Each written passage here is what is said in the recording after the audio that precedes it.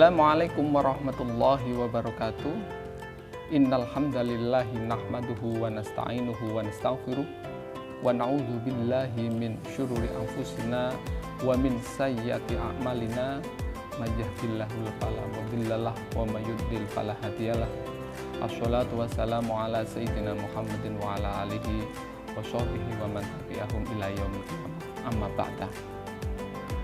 Para pemirsa yang dirahmati Allah,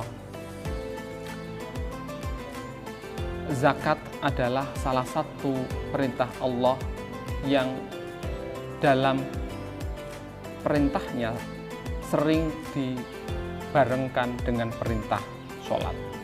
Aqimus sholata wa atuz zakah.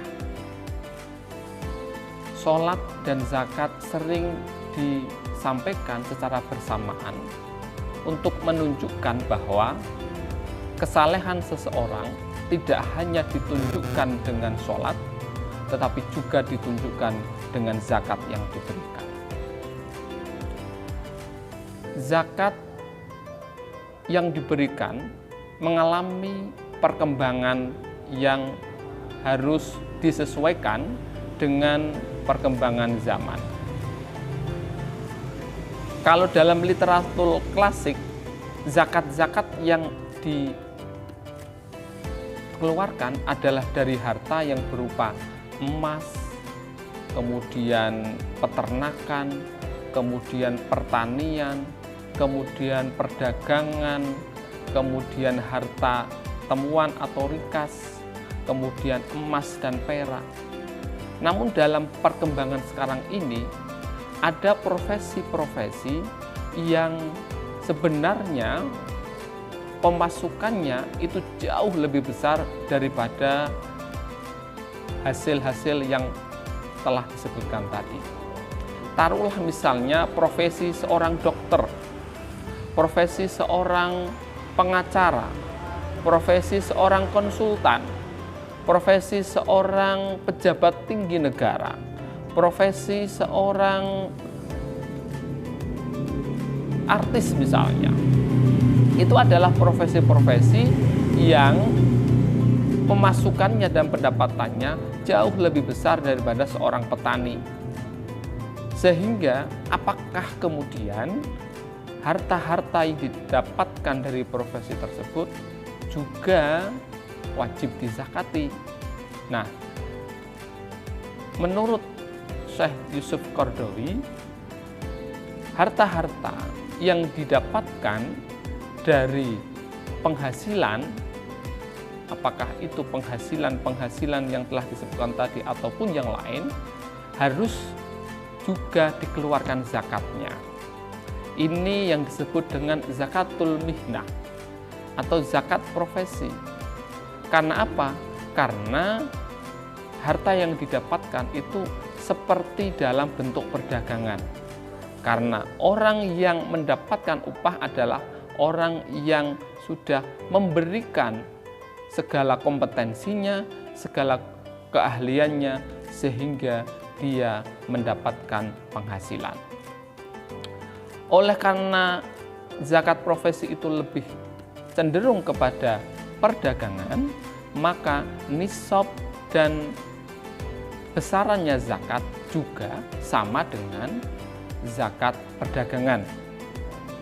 Berapa nisab dari zakat profesi itu? Nisabnya adalah 77,5 gram emas. Tentu dalam konversi pada rupiah akan berbeda sesuai dengan fluktuasi atau naik turunnya dari harga emas tersebut. Bisa jadi tahun ini harga emas tinggi sehingga nisabnya tinggi, tapi bisa jadi pada tahun yang lain harga emas turun, otomatis nisabnya juga turun.